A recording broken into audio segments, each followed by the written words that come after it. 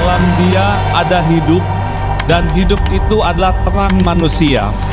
Terang itu bercahaya dalam kegelapan, dan kegelapan itu tidak menguasainya.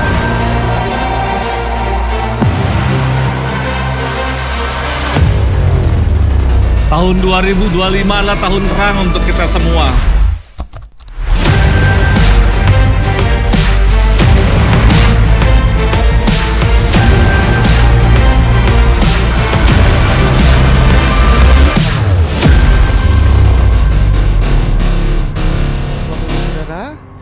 Sekali lagi shalom, selamat hari Kamis, selamat beribadah dan memuji, menyembah Tuhan. Saya jemput kita bangkit berdiri bersama-sama, kasih salam minimal 3-5 orang, katakan kamu luar biasa hari ini.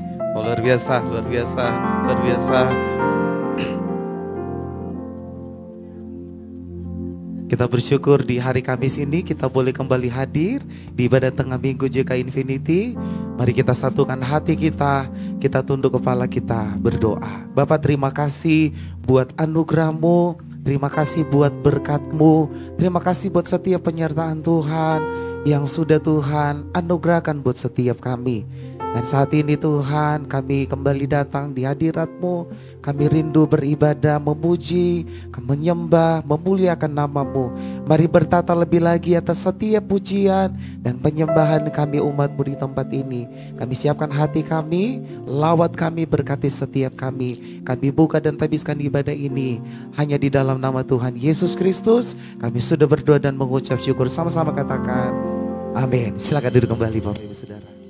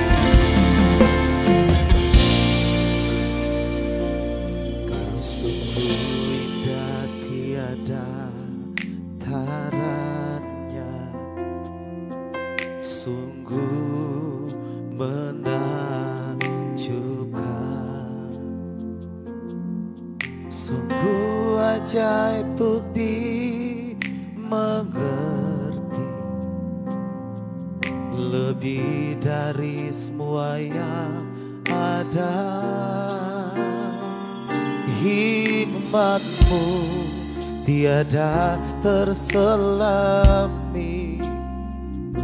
kasih-Mu dalam tak terduga. Kau sungguh indah, tiada taranya, mulia dan berkuasa. Mari sekali lagi katakan pujian dari awal. Kau sungguh indah, tiada taranya. Kau sungguh indah, tiada tara. Oh Tuhan, sungguh menakjubkan. Ya amin. Sungguh ajaib untuk dimengerti, lebih dari semua yang ada. Hikmat-Mu tiada terselami, kasih-Mu dalam tak terduga. Kau sungguh indah, tiada taranya, mulia dan berkuasa. Ku kagum hormat akan Engkau, ku kagum hormat akan Engkau. Kau Allah yang layak dipuji, ku kagum akan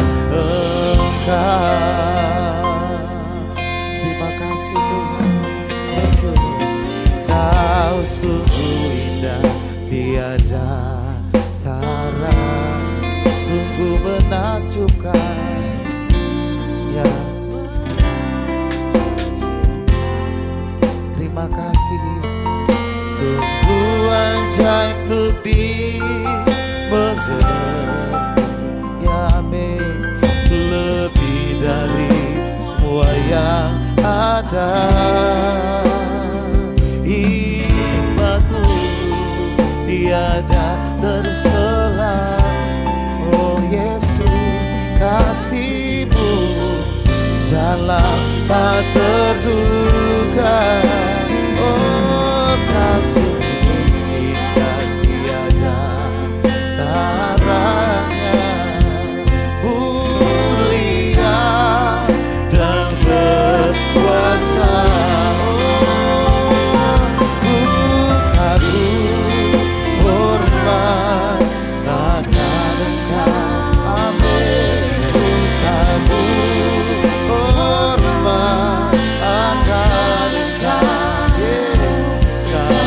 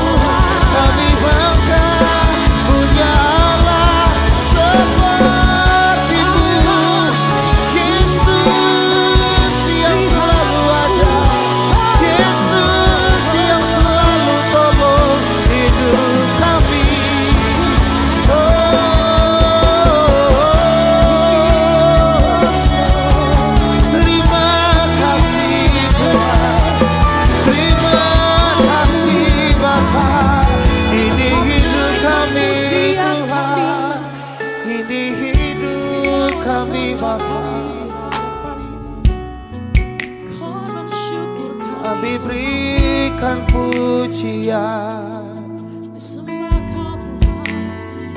kami berikan pengakuan hanya bagimu Yesus, sebab Engkau layak disembah. Mari sembah Dia saudara, sebab Dia layak disembah. Ambil waktu saat ini yang terbaik buat Tuhan. Fokuskan pandanganmu, sembah Dia. Oh, haleluya, haleluya. Kami sembah Yesus. Oh, sebab kami tahu Engkau hadir, Yesus. Kau nyata di tengah kami.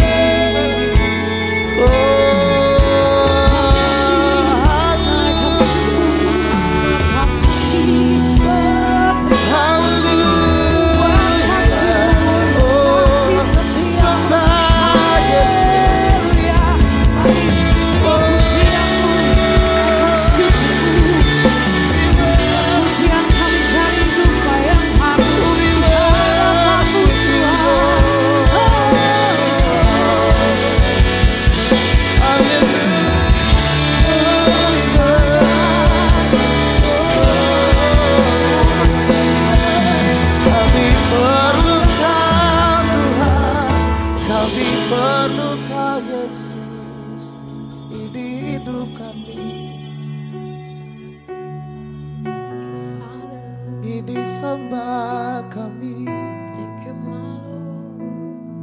oh, kami bawa hati kami saat ini, kami bawa hidup kami Tuhan, kami bawa sembah kami. Thank you Lord Jesus, thank you Lord. Lord, I give you my heart, give you my soul, and I live for you alone. Every breath that I take, every moment I'm awake, Lord, have your way in me. Lord, I give you my heart, give you my soul. I live for you alone. Every breath that I take, every moment I'm awake. Oh, Lord, have your way. Lord, I give you, Lord, I give you my heart. Oh, my soul. Oh, I live for you alone. Every breath that I take, every moment I'm awake. Oh, Lord, have your way. Lord, I give you, Lord, I give you my heart, I give you my soul.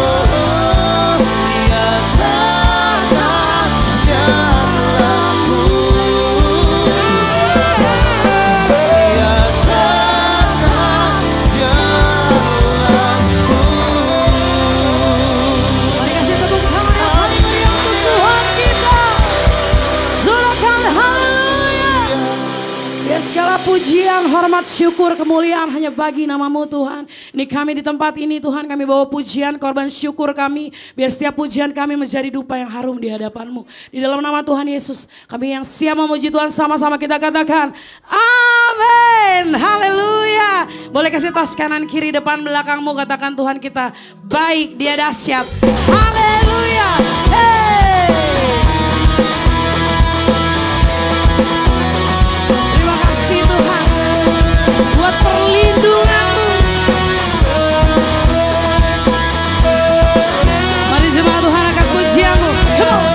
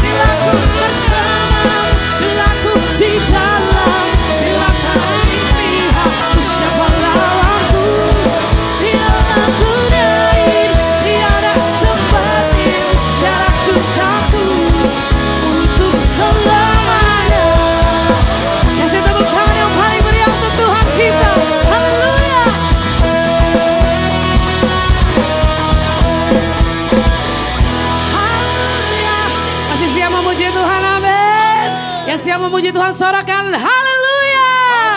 Terima kasih Tuhan, kami diberi kuasa dari Raja Mulia. Sambil bertepuk tangan di atas kepalamu, come on.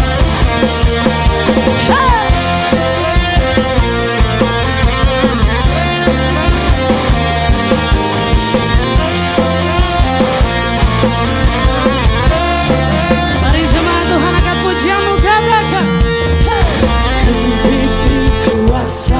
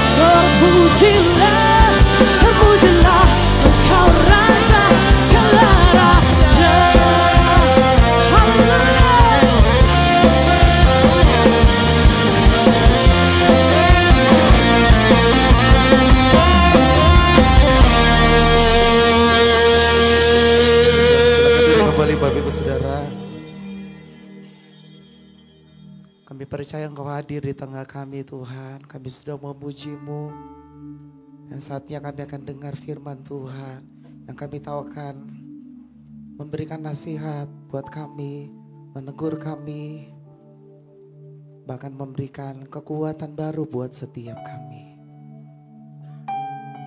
Siapkan hati kami ya Tuhan. Kami tahu Engkau Bapa yang begitu baik, yang begitu setia, selalu ada buat kami. Terima kasih Tuhan. Terima kasih buat waktu yang terbaik ini. Kami mau duduk diam untuk dengar firman-Mu, berbicara lebih lagi Tuhan. Di dalam nama Yesus. Terima kasih Bapa.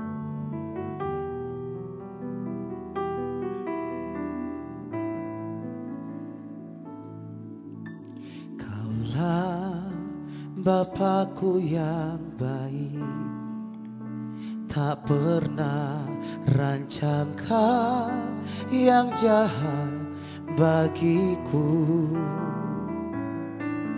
Kaulah Bapakku yang setia, tak pernah tinggalkan ku jalan sendiri.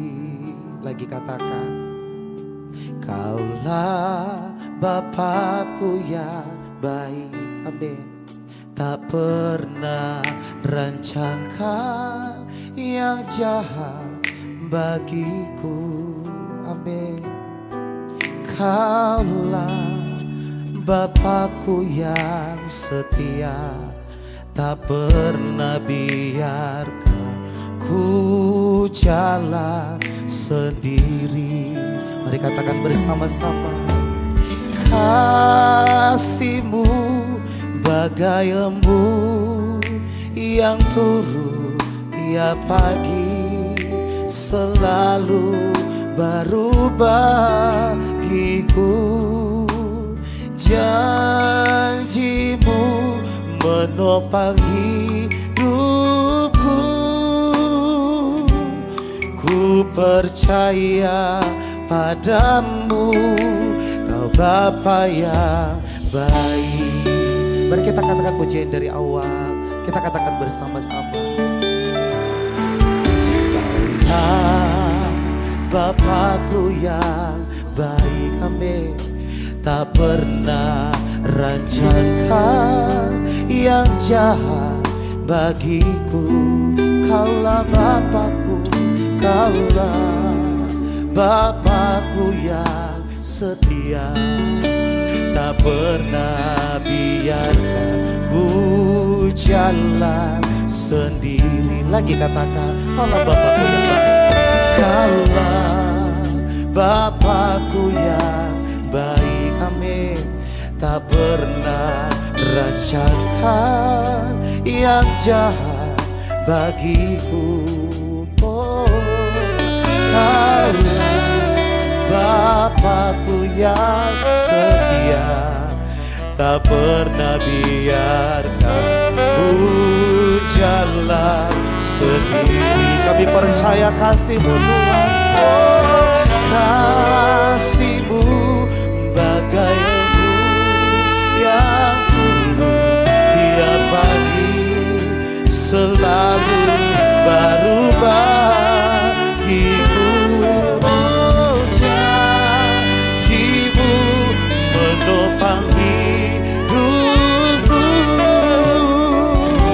Ku percaya padamu, Kau Bapa yang baik. Katakan kasih-Mu, kasih-Mu bagai embun yang turun tiap pagi, selalu baru bagiku. Oh, janji-Mu menopang hidupku.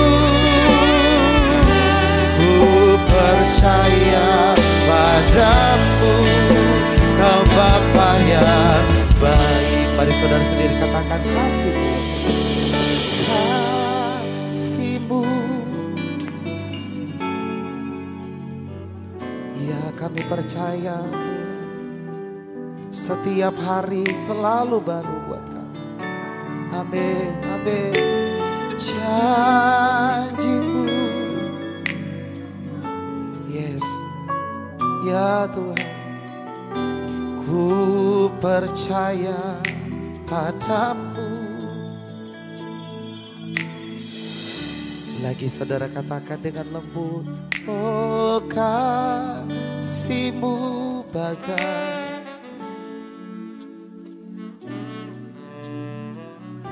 ya, sungguh kami percaya Yesus selalu baru bagi kami.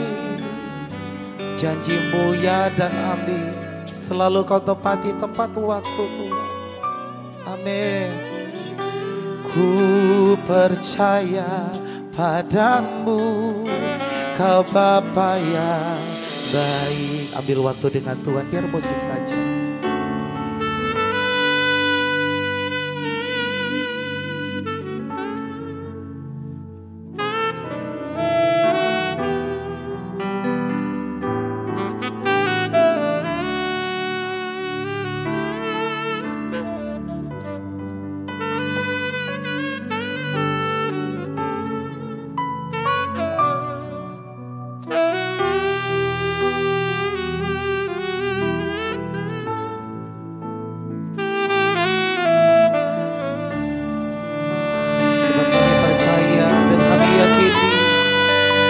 Kami sembah adalah Tuhan yang menolong Daniel, Tuhan yang menolong Daud, Tuhan yang menolong Sadrak, Mesak, Abednego, Tuhan yang menolong kami juga hari ini. Tuhan yang sama, dengan kuasa yang sama, dengan mujizat yang sama, dengan perkenanan yang lebih luar biasa, selalu menyertai kami, penuh dengan kasih karunia dan kemuliaan-Mu Tuhan.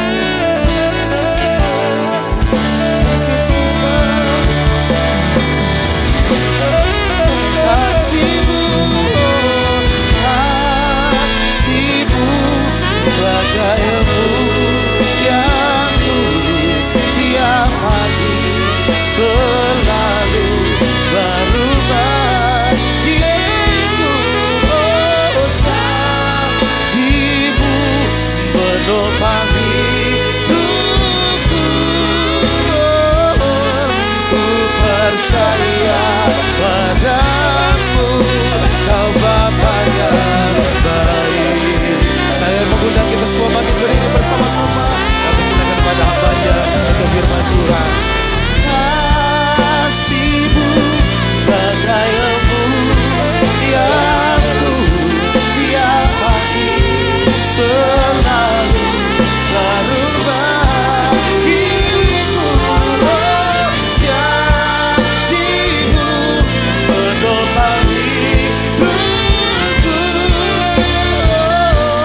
Ku percaya padamu, Kau Bapa yang baik, Kau Bapa yang baik. Oh, Kau Bapa yang baik.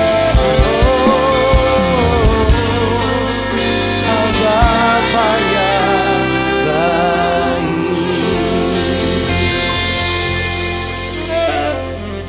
Haleluya. Terima kasih Tuhan buat hari lepas hari, pengalaman demi pengalaman, dan juga kesempatan demi kesempatan yang baru bersama dengan Tuhan. Kami mengucap syukur buat hari ini seperti Maria, kami duduk di kaki Tuhan.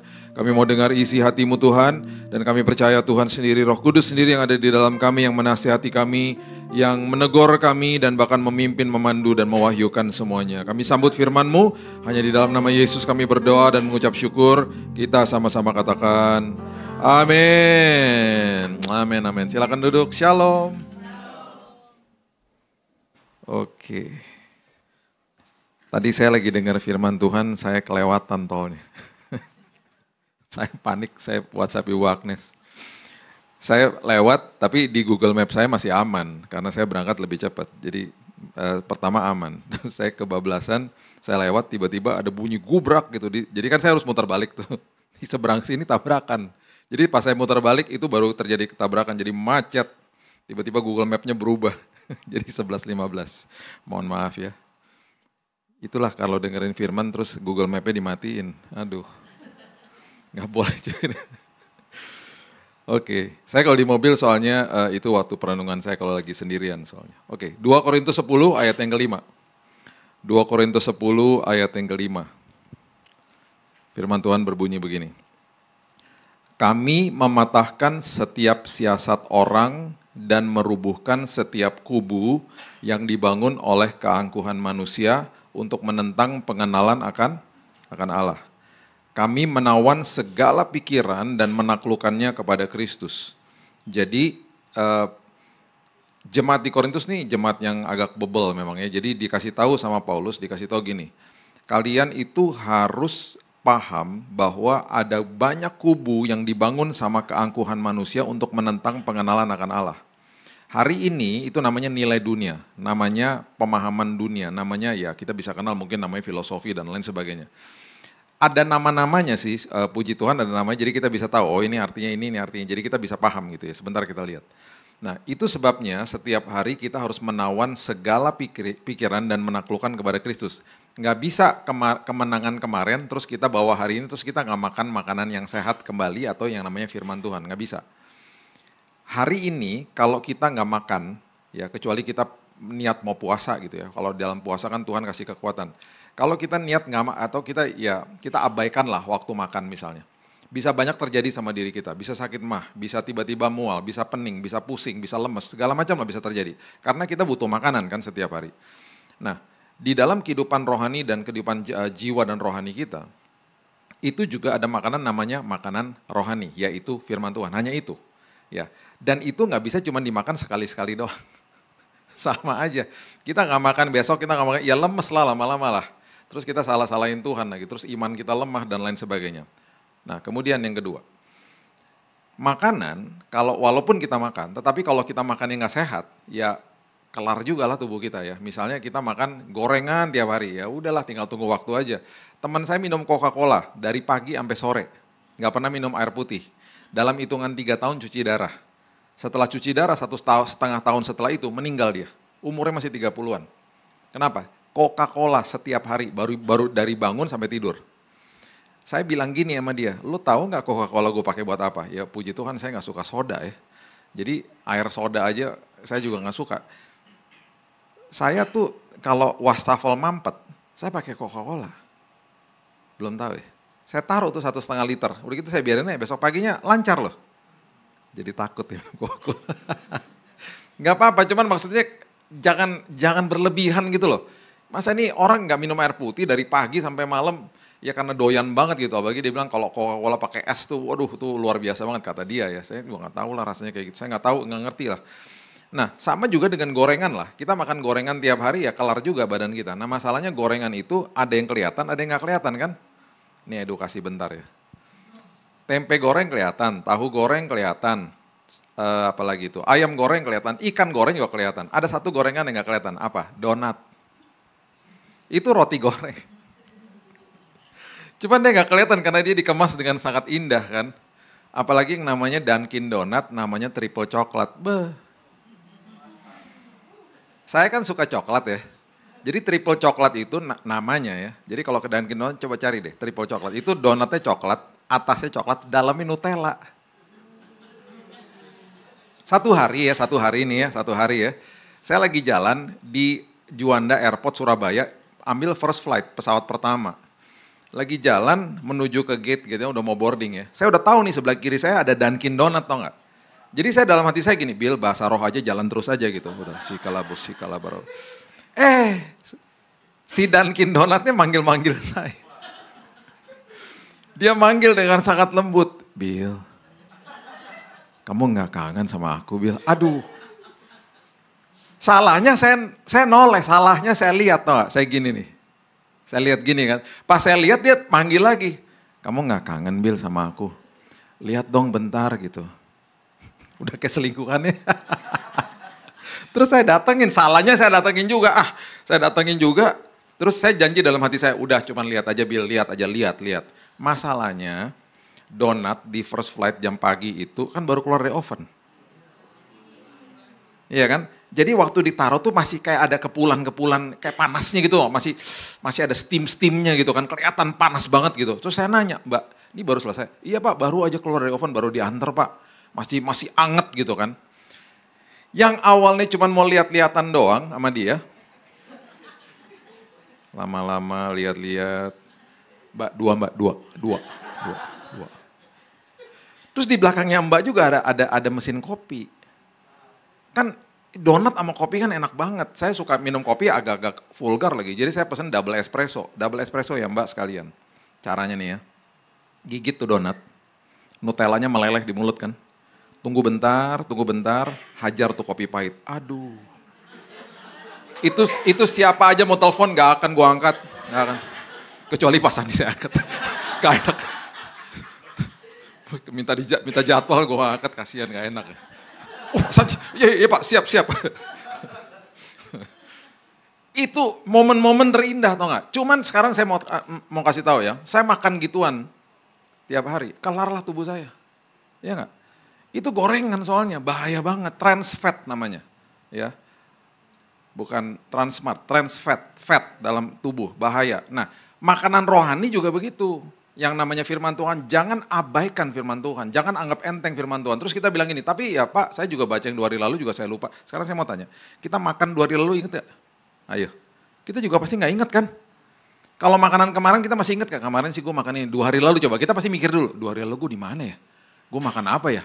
Ya kan? Pasti mikir 2 hari lalu. Nah, firman yang kita baca secara manusiawi juga seringkali kita lupa. Tenang aja. Nanti ketika di momen di saat kita butuh firman itu tugasnya Roh Kudus untuk mengambil dari kedalaman hati kita, dibawa ke permukaan untuk kita lakukan. Karena dia adalah konselor agung, dia adalah mentor agung kita. Karena apa? Firman itu hidup. Dia bukan tulisan mati. Jadi makan aja, setiap hari perlu makanan rohani gitu loh. Ya. Saya udah buat komitmen dari 5 tahun lalu. Saya tulis renungan harian setiap hari. Tahun lalu jemaat komplain, Pak buatin videonya. Jadi saya buatin tuh videonya, udah tiap pagi udah diposting jam 12, tadinya jam 3 pagi, sekarang jam 12 malam udah diposting, pokoknya setiap pagi ada renungan singkat 5-7 menit, begitu kita doa sama-sama, yang nggak suka baca. Udah gitu tahun lalu lagi ada yang bilang gini, Pak saya minta bukunya dong dibukuin, itu susah loh. Saya ini kerja di publishing house, karena di yayasan di keluarga kami itu ada publishing house. Saya pernah nanganin publishing house itu 20 tahun, saya ngerti lah. Bagaimana keluarin buku, prosesnya sampai printing dan lain sebagainya. Itu lama banget, apalagi buku yang baru dari nol gitu. Itu prosesnya kemarin buku saya 1 tahun. Puji Tuhan kelar bulan Juni. Saya kasih itu buat jemaat semuanya. Itu isinya renungan harian, 365 renungan harian. Jadi setiap pagi ada makanan, saya istilahnya gini deh, saya chefnya deh gitu. Saya ngumpulin makanannya, saya sodorkan kepada jemaat, udah terima jadinya gitu loh. Itu kalau nggak dibaca juga, kalau nggak ditonton juga, nggak diresapi setiap hari, nggak boleh sama itu mau gimana. Paling tidak saya ikut andil lah. Pagi-pagi bangun pagi ini ada makanan nih buat hari itu. Jangan nggak dimakan. Itu kalau nggak setiap hari kita mana bisa nawan pikiran kita kepada yang namanya pemahaman dunia. Bahaya kan, ya kan. Nah hal yang pertama. Ini ada namanya nih pemahaman dunia. Ini namanya pragmatisme. Artinya apa pragmatisme? Artinya gini, segala sesuatu yang saya anggap baik, itu bagi saya benar, itu bahaya loh. Itu bahaya, segala sesuatu yang saya anggap baik, saya anggap itu berarti benar. Nggak tentu begitu, belum tentu begitu. Saya tinggal di Jakarta Pusat. Ya, kalau saya mau ke arah sini, ke arah Cibubur ya, berarti kan harus ke timur ya. Kalau tadi saya ngomong gini, nggak mau ke timur, jalan tolnya nggak baik misalnya, jalan tolnya masih banyak bolong-bolongnya. Gue mau ke barat aja karena ke barat jalannya udah di aspal, udah bagus jalannya. Lebih baik ke barat aja. Sampai tujuan nggak? Enggak lah. Saya bisa sampai Tangerang sekarang udah. Tapi ketika saya punya prinsip begini, jalan yang ke timur itu adalah jalan yang benar. Walaupun dia nggak baik, tapi dia benar. Jadi saya mau menempuh jalan itu aja, ujung-ujungnya sampai tujuan kan. Jadi di dalam kebenaran pasti membawa kebaikan. Di dalam kebaikan belum tentu benar. Makanya carilah dahulu kerajaan Allah dan kebenarannya, bukan kebaikannya kan. Nah hati-hati dengan hal ini dan biasanya cara-cara kita yang kita udah lakukan dalam hidup ini, yang kita pikir udah membawa kita ke titik di mana kita berhasil, disitulah seringkali manusia menyembah cara itu. Itu pragmatisme. Dan itu yang sangat bahaya. Ya. Coba baca sama-sama Amsal 14 ayat 12. Amsal 14 ayatnya yang ke-12. Ada jalan yang disangka orang lurus tetapi ujungnya menuju maut.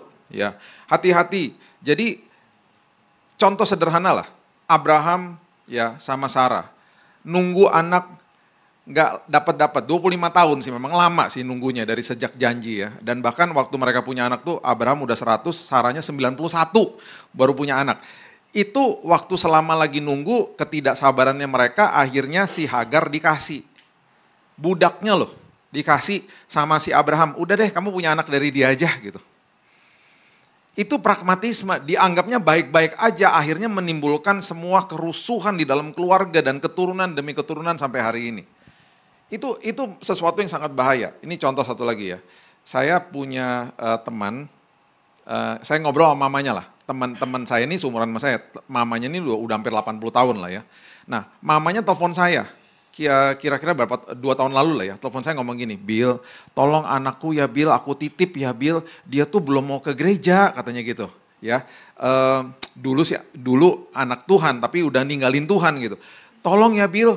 Oke tante, terus saya diterusin lagi sama dia, Bill ajak aja ke KKR.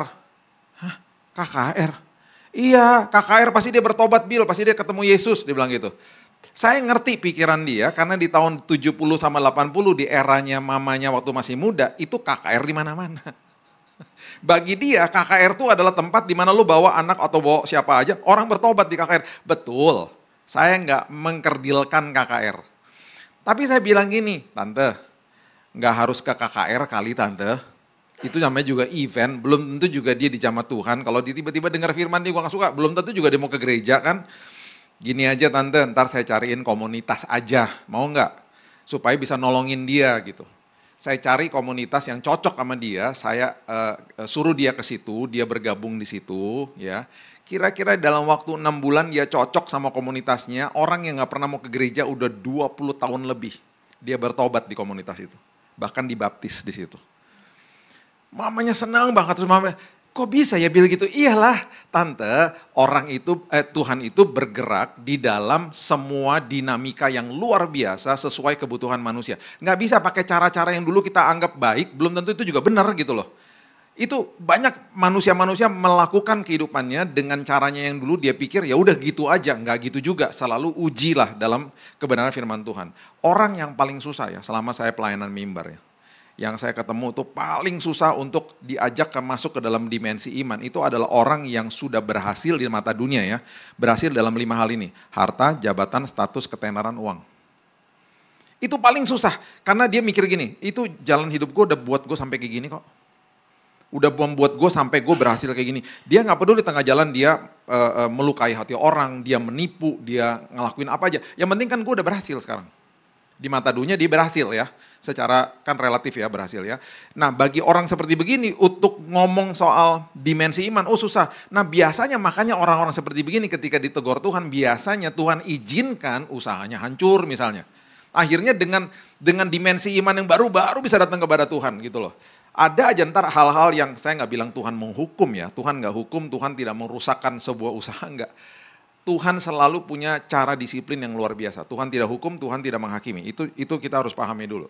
Tetapi orang-orang seperti begini ketika mengalami hal-hal kayak gitu baru akhirnya sadar. Saya ngalamin kayak gitu, oh jelas. Gini ya, saya waktu sebelum sakit, saya kan olahraga itu nge-gym 5 kali seminggu. Saya jaga makan, sampai belasan tahun, puluhan tahun makan. Saya punya kadar fat dalam tubuh saya itu 9%. Jadi saya nggak pernah mau cek darah juga memang karena saya takut jarum lah. Jadi istri saya kalau bilang gini, ayo cek darah, kamu tuh nggak pernah check up, kenapa sih? Udahlah, darah Yesus sudah menguduskan, perjamuan kudus juga cukup. Untuk ngeles karena saya takut jarum. Ya.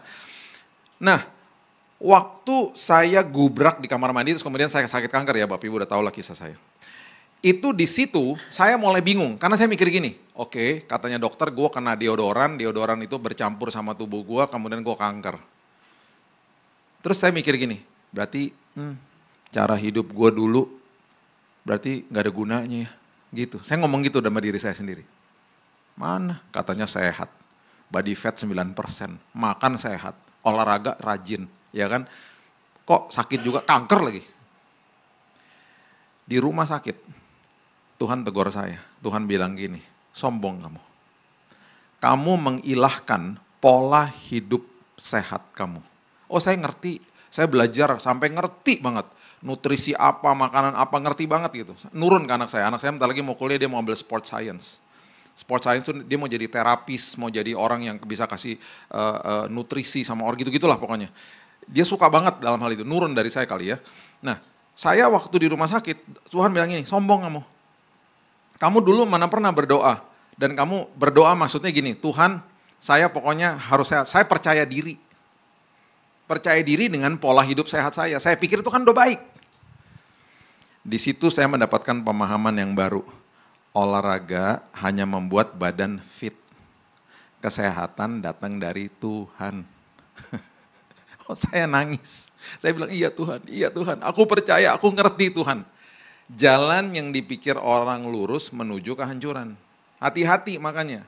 Jadi di situ saya bertobat akhirnya. Iya Tuhan, aku ngerti Tuhan. Aku paham bahwa di dalam Tuhan Yesus itulah kesehatan Tuhan bisa kasih. Jadi banyak akhirnya cara-cara kita yang dimentahkan lah ya. Itu pragmatisme. Jadi be careful sama hal kayak gitu. Yang kedua sama yang ketiga ini 11-12. Kita udah kenal lah biasanya. Namanya materialisme sama hedonisme. Materialisme itu adalah fokus manusia untuk cari kesenangan manusia itu, kehidupannya itu, kebenarannya itu di atas sebuah materi. Kalau hedonisme itu adalah fokus manusia di atas sebuah kesenangan. Jadi 11-12, mirip-mirip sih sebenarnya ya. Nah materialisme ini bahaya juga gitu loh. Dan seringkali itu bisa menguasai kehidupan manusia. Coba lihat ya, Matius 9 ayat 19 sampai 20. Matius 6 ayat 19 sampai 20. Janganlah kamu mengumpulkan harta di bumi ngengat dan karat merusakkannya, dan mencuri membongkar serta mencurinya. Tetapi kumpulkanlah bagimu harta di sorga ngengat dan karat tidak merusakkannya, dan pencuri tidak membongkar serta mencurinya. Ya, jadi jangan fokus sama materi, maksudnya begitu. Ya, saya suka nonton, saya suka Lego ya, mainan Lego. Saya ini tahun lalu nonton orang yang punya koleksi Lego terlengkap di Indonesia. Jadi dia punya rumah, dia taruh tuh koleksi Legonya sebanyak-banyaknya, mungkin kayaknya di basement rumahnya ada liftnya lah segala macam. Karena saya tahu harga Lego, kalau saya lihat dengan kasat mata ya, itu koleksinya dia dengan semua kota yang dibangun dari Lego gitu ya, sama semua mainan-mainan digantung-gantung ini, kira-kira tuh 2M. Legonya doang, bayangin coba. Sampai dia kalau beli Lego itu ada orang yang build buat dia, karena dia pasti gak ada waktu. Itu salah satu koleksinya. Ada ruangan lagi pas dibawa gitu ya, itu pasti masih ada sih video di YouTube. Dia punya koleksi sepatu 1000.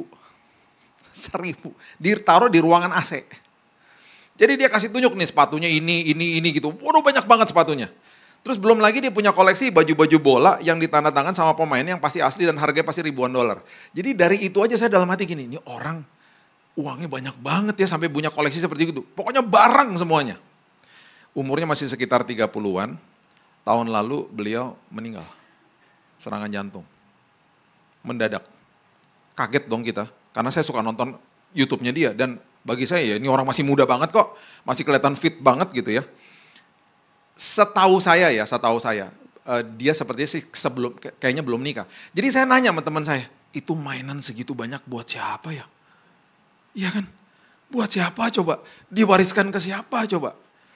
Coba lihat ya, Alkitab ngomong gini, coba lihat. 1 Timotius pasalnya yang ke-6. 1 Timotius pasal yang ke-6, ayatnya yang ke-7. 1 Timotius pasal yang ke-6, ayat yang ke-7. Sebab kita tidak membawa sesuatu apa ke dalam dunia, dan kita pun tidak dapat membawa apa-apa. Wow.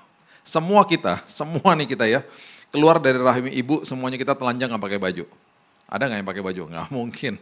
Enggak Pak, saya adalah orang yang penuh kesaksian. Saya waktu keluar dari rahim ibu saya udah pakai baju Pak. Nggak mungkin. Nggak ada orang keluar dari rahim ibu udah pakai baju. Semuanya nggak pakai baju, telanjang semuanya. Di detik itu, di saat itu ya, kita dimandikan atau diseka sama suster, kita dikasih baju toh. Bisa pilih lagi nggak bajunya? Nggak bisa kan? Ayo, dikasih baju kita gini, suster nggak suka yang ini, yang lain. Bisa menjerit susternya. Ih, bisa ngomong nih anak gitu. Kita dalam kondisi nggak berdaya. Oke? Di detik kita menutupkan mata di bumi ini, jenazah kita kembali dimandikan. Dan di detik itu, di momen itu, kita kembali dikasih baju. Dan gak bisa komplain juga. Gak bisa pilih juga. Mana ada orang di peti mati. Lo kasih tau keluarga gue jasnya yang jangan ini, gue gak suka. Terus gini lagi, menjeritlah orang yang melayat kan. Gak bisa, gak berdaya. Di 2 momen ini kita gak berdaya, di 2 momen ini kita gak bawa apa-apa, dan kita pulang ke rumah Bapak, tidak bawa apa-apa. Cuman bawa badan. Masuk ke dalam dunia, keluar dari bumi ini, badan ini tinggal lagi. Badan yang fana ini tinggal. Yang kembali ke Bapak hanya roh dan jiwanya dikasih tubuh yang mulia nantinya. Ayo. Jadi kehidupan ini yang sangat sementara ini, hati-hati. Tuhan tidak larang kita punya materi dan kita punya hobi, no problem. Tapi hati-hati jangan sampai hatinya ada di situ. Saya ada lihat orang ibu-ibu, orang baru pulang dari gereja, ketumpahan di restoran tasnya, emang mahal sih tasnya. Waduh ngamuk-ngamuknya sampai ngamuk itu kayak gini. Kamu tahu gak nih harganya berapa? Kamu tahu gak saya siapa? Aduh ibu. Saya sampai malu tau gak dalam hati saya. Ini kenapa ya hatinya di dalam materi gitu loh. Hati-hati dengan hal seperti itu. Saya punya pesawat terbang 400, mainan, jangan kaget ya. Jangan kaget, mainan. Jangan shock gitu mukanya. Mainan, saya suka pesawat soalnya. Ya, waktu saya sakit, saya ngeliatin koleksi pesawat saya di lemari kaca tuh ya. Saya punya diecast 1400, saya suka pesawat. Saya bener-bener hobi saya, salah satu suka pesawat. Waktu saya keluar dari rumah sakit, saya dalam hati gini, buat apa ya gue koleksi gituan ya. Udah gak jadi ada artinya tau gak. Saya berhadapan sama kematian.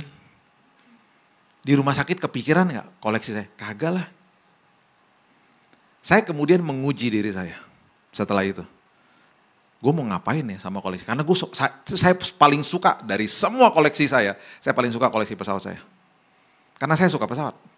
Dan saya suka pesawatnya gak main-main. Saya pergi ke pabriknya Boeing, saya belajar terbangin pesawat di kokpit asli sama pilot asli.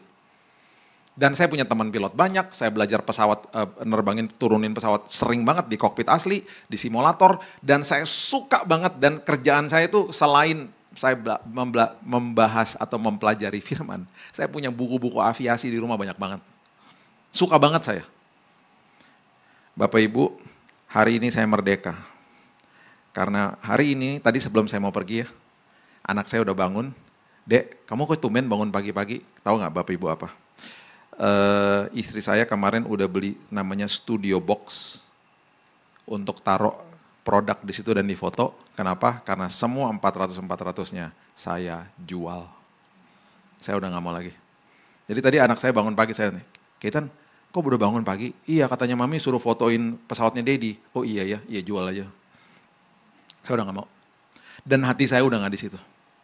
Jadi pelan-pelan saya bilang ini, gak mau Tuhan. Saya gak mau kalau sampai hati saya melekat di sesuatu yang bukan Tuhan dan itu akhirnya menjadi nomor 1, saya udah gak mau. Saya gak mau, saya mau hati-hati sama diri saya. Gak masalah ya, punya materi gak masalah sekali lagi. Cuman hati-hati, selalu tilik hatimu sendiri gitu loh. Tanya sama hatimu sendiri. Ya. Yang ketiga namanya hedonisme. Mengejar yang namanya kesenangan. 1 Timotius pasal yang ke-5 ayat yang ke-6. 1 Timotius pasal yang ke-5 ayat yang ke-6. Ini disebutnya janda ya, tetapi buat semuanya ya. Dikatakan, tetapi seorang janda yang hidup mewah dan berlebih-lebihan, ia sudah mati selagi hidup. Tuh, orang yang mengejar kesenangan selama hidup ini, dia udah mati sebelum dia mati. Bahkan ya kan mengerikan ya. Markus 8 ayat 36. Apa gunanya seorang memperoleh seluruh dunia, tetapi ia kehilangan nyawanya? Percuma toh.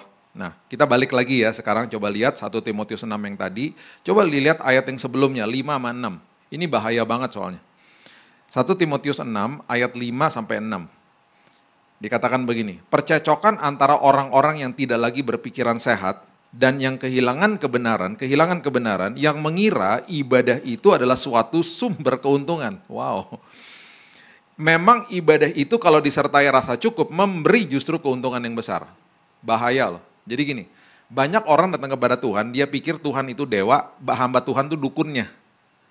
Jadi makanya orang-orang suka datang ke hamba Tuhan ngomong ini, Pak doain Pak supaya anak saya begini, Tuhan doain Pak supaya begini.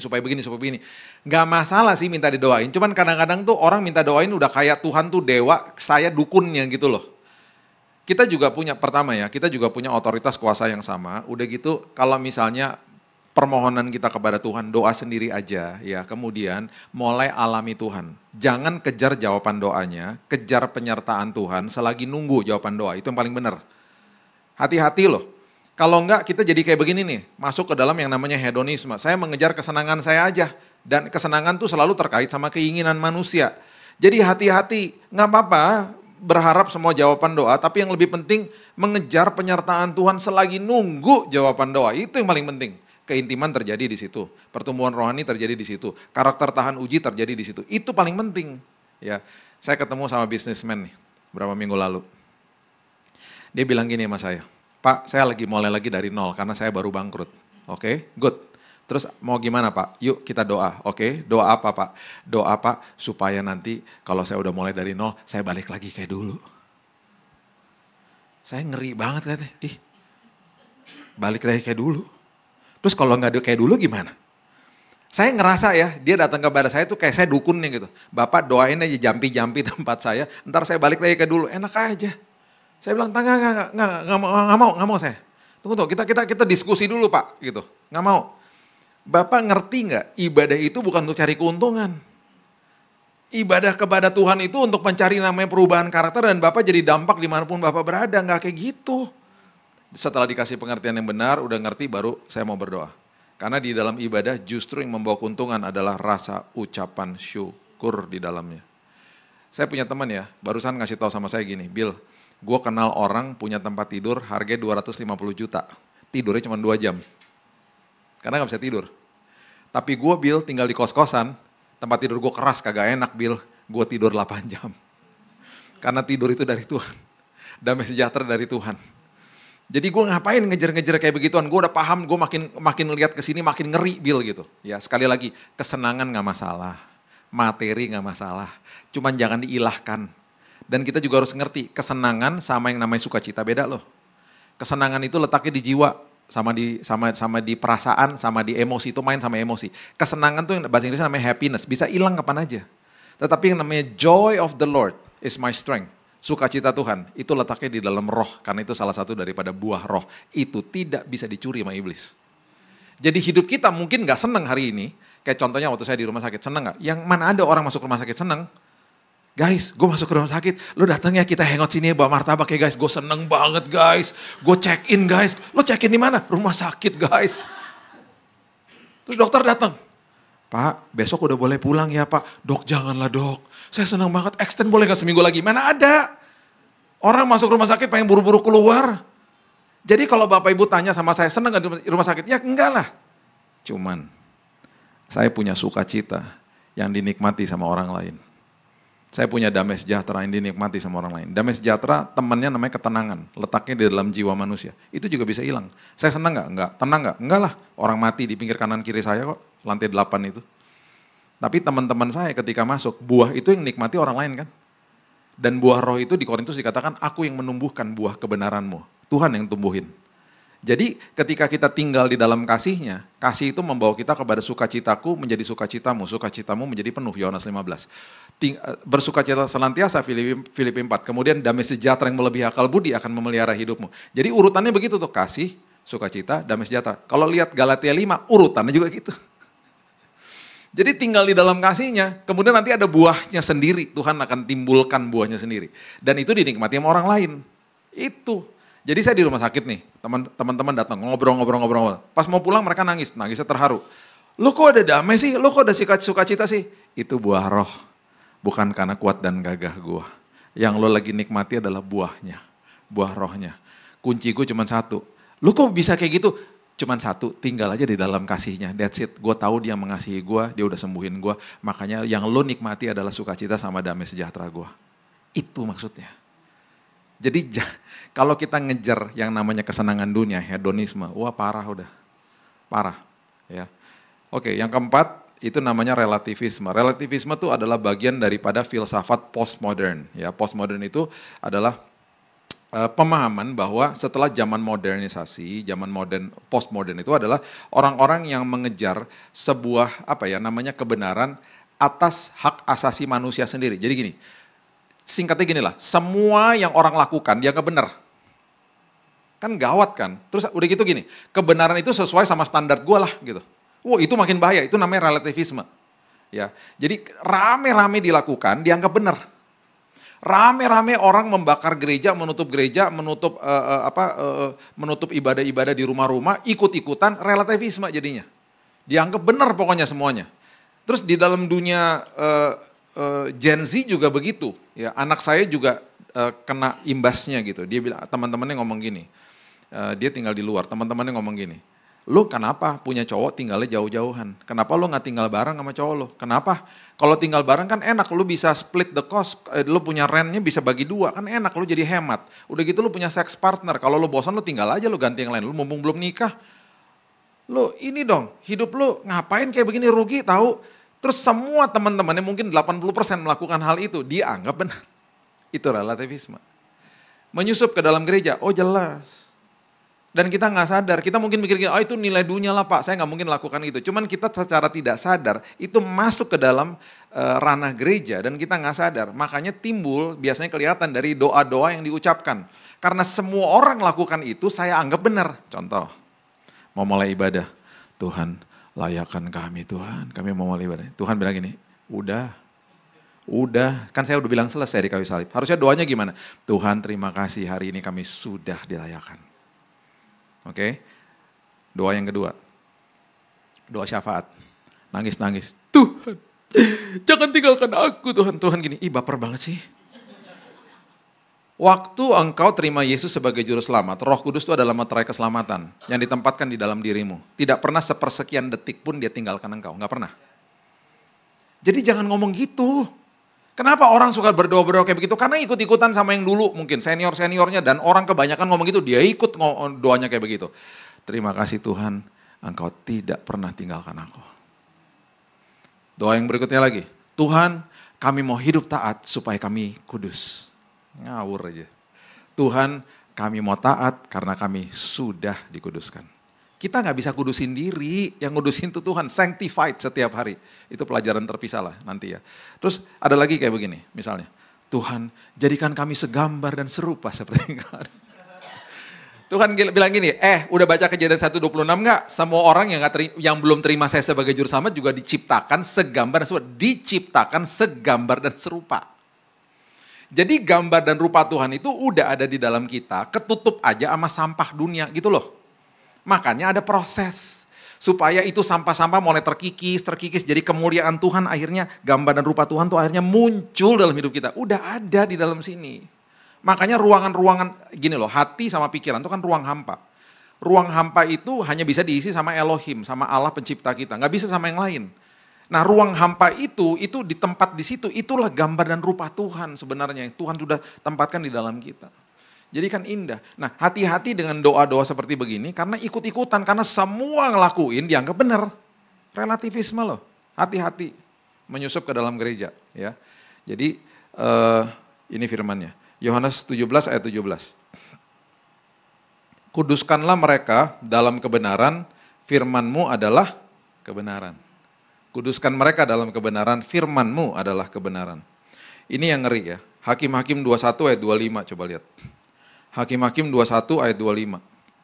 Pada zaman itu tidak ada raja di antara orang Israel. Setiap orang berbuat apa yang benar menurut pandangannya. Udah ada. Orang bilang postmodern, saya bilang postmodern udah jalan-jalan dalam zaman Alkitab juga udah ada kali. Nih, relativisme udah terjadi. Orang berbuat semuanya seenak dirinya. Semua kebenaran ya tergantung sama dirinya sendiri gitu. Nggak bisa, kebenaran yang hakiki, yang absolut itu hanya firman Tuhan. Nggak ada yang lain. Nggak ada yang lain. Kita nggak merdeka pasti. Ya. Yang terakhir, pandangan dunia namanya sekularisme. Ini bahaya banget. Ya, sekularisme tuh gini. Hidup saya setiap hari, saya akan masuk ke dalam dunia pekerjaan misalnya. Ya udah, itu adalah hari kerja saya. Tanpa kita sadar kita ngomong gitu. Nanti hari Minggu tuh hari kudus, hari ibadah. Hari Senin sampai hari Jumat itu hari kerja gitu. Oke, Roma 1 ayat 28. Roma 1 ayat 28. Jadi arti daripada sekularisme itu adalah gagasan ya untuk menjauhkan Tuhan ya dan iman kita di kehidupan publik kita ya, di pengambilan keputusan dan juga di dalam budaya kita. Jadi kita nggak libatkan Tuhan di situ. Dan itu menyusup ke dalam gereja. Oh jelas. Dan juga dengan pengajaran-pengajaran juga yang pelan-pelan akhirnya tanpa disadari membuat orang deviasi gitu loh. Roma 1 ayat 28. Perhatikan ini baik-baik. Karena mereka tidak merasa perlu untuk mengakui Tuhan. Di mana? Di marketplace. di tempat pekerjaan, di tempat usaha, dimanapun dia berada misalnya. Maka Allah menyerahkan mereka kepada pikiran-pikiran yang terkutuk sehingga mereka melakukan apa yang tidak pantas. Makanya orang berkelahi di jalanan. Karena dia nggak libatkan Tuhan di situ. Dia cuma libatkan Tuhan di dalam gedung gereja. Keluar dari gedung gereja dia katakan apa? Ibadah sudah selesai. Jadi saya bebas melakukan apapun. Tanpa dia sadari sekularisme terjadi. Dia tidak libatkan Tuhan dalam langkah hidupnya dia. Dia nggak libatkan Tuhan di dalam hubungan datingnya dia. Oh saya pelayanan di gereja tapi saya tinggal bareng. Oh saya pelayanan di gereja tapi nanti hidup di luar saya itu terlepas dari hidup gereja. Sekularisme terjadi. Hari Minggu adalah hari ibadah. Hari Senin sampai hari Jumat hari kerja. Hari Minggu adalah hari kudus. Hari Senin sampai hari Jumat hari kerja. Hari Minggu adalah hari kudus di dalam gedung gereja. Hari Senin sampai hari Jumat itu hari kudus di tempat pekerjaan. Hari kudus tiap hari. Gak ada hari yang gak kudus karena setiap hari Tuhan kuduskan hari itu buat kita. Nah kemudian jangan pernah ngomong gini, Tuhan adalah bagian dari, enak aja, Tuhan adalah segala-galanya dari hidup saya, gitu dong. Ya, jadi masuk ke dalam tempat pekerjaan itu ibadah jalan terus, kan kita udah pernah belajar ya, ini kan gedung gerejanya adalah saudara dan saya kan, eklesia, orang-orang yang dipanggil keluar. Jadi dimanapun kita injakan kaki kita, tempat itu berubah jadi tempat ibadah. Dimanapun kita pergi, tempat itu berubah jadi tempat ibadah. Jadi saya libatkan Tuhan dimanapun saya berada gitu ya. Kemarin kita ada press conference tentang Gospel Indonesia Festival. Jadi tanggal 24 sampai 26 Januari 2026 kita akan ada pertama kali di Indonesia dan di Asia Tenggara ya. Seperti Java Jazz tapi isinya semuanya musik gospel. Kemarin yang diundang itu karena yang gagasan itu lahir dari kami bertiga, saya sama sahabat saya 2 orang. Satunya namanya Richard Buntario, dia yang lebih aktif di situ karena saya nggak punya waktu. Jadi kemarin kita kumpulkan artis-artis rohani dan juga media-media yang dari Kristen dan non-Kristen. Kemudian kemarin kita kasih tahu sama mereka bahwa ini adalah festival gospel pertama di Indonesia dan di Asia Tenggara. Ya. Saya cuma mau kasih tahu, by the way kalau mau minat tiketnya udah keluar, masih murah, cuma 300.000 ya. Sebelum nanti jadi mahal, ini udah mulai keluar, udah mulai dijual. Karena itu akan seperti Java Jazz di Kemayoran nanti diadakan. Kemarin yang udah confirm tiba-tiba udah kita dapat masukan kemarin seperti Kirk Franklin, semuanya itu udah confirm mau datang. Nanti infonya saya WhatsAppin ke Pak Sandi sama Bu Agnes supaya jemaat bisa tahu juga. Jadi jangan terlewat nanti bulan Januari itu dikosongin tanggalnya datang ke Kemayoran. Itu keren banget sih, nanti banyak banget dan ada artis-artis yang Gen Z yang masih baru-baru gitu ya, dari Brazil, dari Swedia yang keren-keren pokoknya. Nanti di poster itu ada nama-namanya bisa lihat di Spotify lah, lagunya keren banget gitu ya. Itu mereka udah setuju, mereka akan datang, Michael W. Smith lagi di kontak lagi, beberapa dari mereka udah confirm mau datang. Nah kemarin pas ngobrol, saya sukanya gini, karena ditanyakan sama media yang non-Kristen kan, jadi ini berarti ini acara ibadah, bukan. Ini konser rohani dan isinya adalah lagu-lagu yang sudah diciptakan di Indonesia. Seperti kemarin Bung Minggu Stahyu itu datang gitu ya. Terus nanti kita akan melakukan apresiasi buat Om Kris Manusama gitu-gitu. Lagu-lagu yang ditulis zaman dulu seperti Lilin-lilin kecil lah. Zaman ada lagu-lagunya Glenn Fredly juga yang pernah ditulis. Ternyata itu adalah isinya adalah ungkapan hati buat Tuhan gitu ya. Dan itu orang udah sering dengar tapi dia nggak tahu karena memang nggak ada tulisan Yesusnya di situ lagunya. Jadi itu kemarin dijelaskan kepada media. Jadi media makin ngerti, oh gitu. Wah jadi enak ya Pak, kami bisa menikmati selama ini ternyata lagu itu buat Tuhan ya gitu. Iya. Gitu. Jadi banyak edukasi yang terjadi juga, nanti ada workshop juga. Nah itu yang saya katakan. Jadi yang namanya dimanapun kita berada, ya libatkan Tuhan di dalamnya. Dan itu yang menjadi hal yang sangat indah. Jadi paling tidak ini ada 5 worldviews yang patut kita pahami. Pragmatisme, materialisme, hedonisme, relativisme, dan juga tadi jadi blank deh saya. Sekularisme ya. Itu semuanya perhatikan baik-baik, catat ayat-ayatnya supaya kita nggak terjebak di situ. Karena pelan-pelan itu iblis masuk. Ingat loh, iblis itu sabar banget. Dia sabar, di hari ini kita nggak jatuh, dia akan selalu bilang gini, ada hari esok. Pelan-pelan dia masuknya. Jadi hati-hati supaya kita jaga diri kita, tawan diri kita dengan kebenaran firman Tuhan. Amin. Berikan tepuk tangan kita untuk Tuhan kita. Bapak yang baik, terima kasih buat hari ini, ngucap syukur kami udah belajar, kami percaya bahwa firman-Mu memerdekakan kami dan kami mau sadar hari lepas hari supaya kami menawan pikiran dan hati kami di dalam kebenaran firman Tuhan. Kami percaya bahwa apapun yang sedang kami hadapi hari-hari ini, kami percaya bahwa Tuhan luar biasa, Tuhan baik, Tuhan dahsyat. Kami percaya apapun pergumulan kami Tuhan akan membawa kami menjadi seperti emas, menjadi orang-orang yang dimurnikan sama Tuhan, menjadi bejana yang Tuhan siap pakai. Kami serahkan hidup kami, masa depan kami dalam tangan Tuhan, dan kami percaya firman-Mu mengubahkan hidup kami. Hanya di dalam nama Yesus kami berdoa dan mengucap syukur, kita sama-sama katakan. Amin. Amin, puji Tuhan. Saudara diberkati siang hari ini, amin. Kita kasih tepuk tangan buat Tuhan kita yang besar, Tuhan Yesus Kristus. Atas nama Gembala dan seluruh pengerja jemaat, ucapan terima kasih pada hambanya Pastor Billy untuk firman Tuhan yang begitu luar biasa hari ini menegur kita semua dan memberkati kami semua. Terima kasih Tuhan Yesus memberkati. Kita akan masuk dalam perjamuan kudus. Bapak Ibu ada yang belum mendapat hosti biar dilayani oleh tim asyir yang ada, bisa lambaikan tangan. Oke. Ya mari kita siapkan hati kita.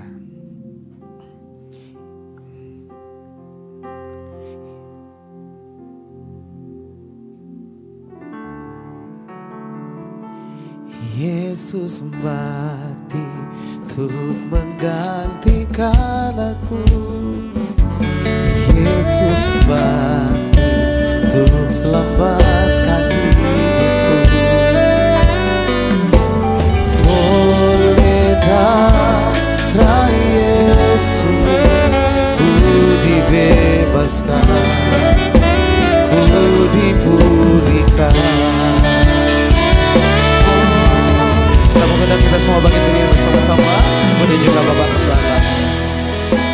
Untuk menggantikan aku, oh Yesus mati untuk selamatkan hidupku. Oleh darah-Mu, oleh darah Yesus ku dibebaskan, ku dipulihkan.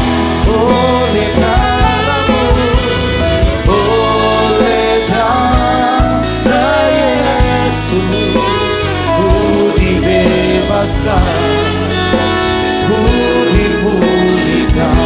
Oleh darah-Mu, oleh darah Yesus ku dibebaskan, ku dipulihkan. Saudara terkasih, kita satukan hati, kita angkat roti tinggi kepala kita. Dan sesudah itu ia mengucap syukur atasnya, ia memecah-mecahkannya dan berkata, inilah tubuhku yang diserahkan bagi kamu. Perbuatlah ini menjadi peringatan akan aku. Tuhan Yesus, kami percaya, kami imani, inilah tubuh Kristus. Jikalau seorang makan dari roti ini akan hidup selamanya. Barang saya makan dagingku dan minum darahku, ia mempunyai hidup yang kekal dan aku akan bangkitkan pada akhir zaman. Kita makan bersama dalam nama Tuhan Yesus.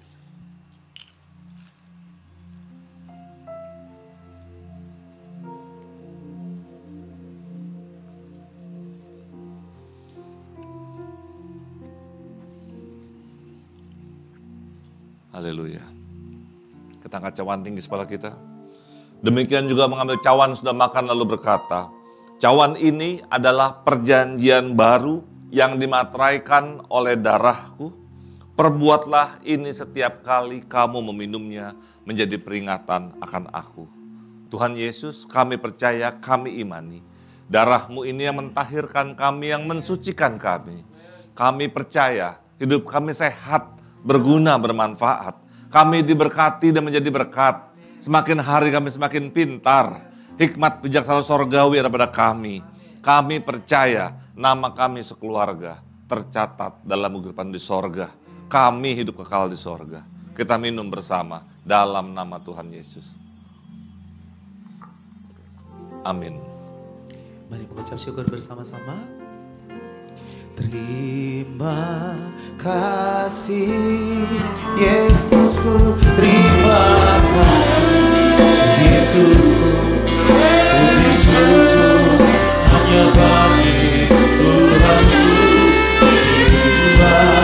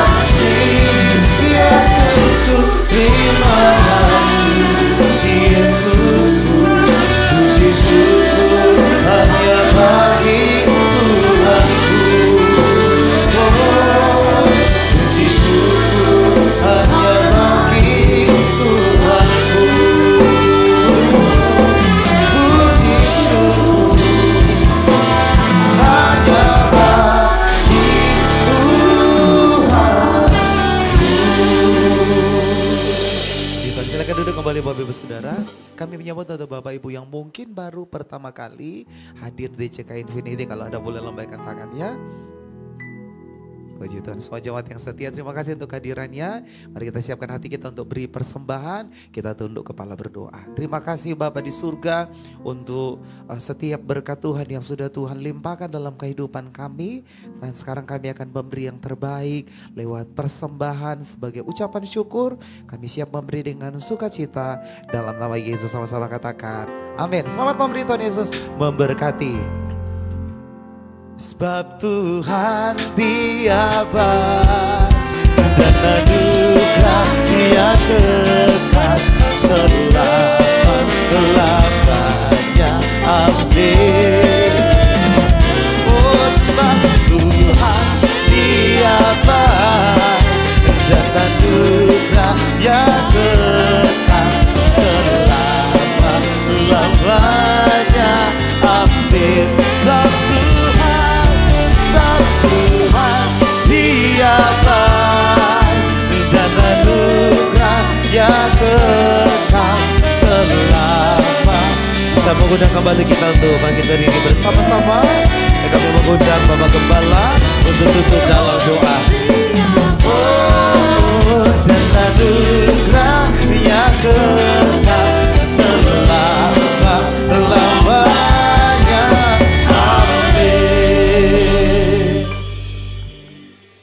Kasih kita tunduk kepala. Tuhan Yesus, terima kasih Engkau yang sudah hadir di tempat ini, Engkau yang bertata atas puji-pujian kami, Engkau yang sudah mengajar kami melalui Pastor Billy, Bapak. Kami percaya setiap firman, setiap pengajaran ini menjadi teguran, menjadi kekuatan buat kami, sehingga kami semakin hari, semakin terus bertumbuh di dalam-Mu, Bapak. Terima kasih, Bapak. Kau berkati Pastor Billy, istri, anak, semuanya Tuhan berkati, Bapak. Apapun yang dikerjakannya, terus menjadi berkat buat banyak orang. Terima kasih Tuhan Yesus. Kami juga berdoa untuk setiap jemaat kami di Infinity ini maupun yang di rumah Bapa. Engkau yang paling tahu setiap pergumulan kami. Engkau Allah yang mengerti, Engkau Allah yang peduli, Engkau Allah yang menyediakan Bapa.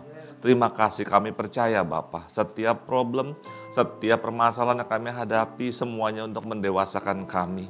Terima kasih Bapa, terima kasih Roh Kudus. Saudara kasih, angkat tanganmu tinggi.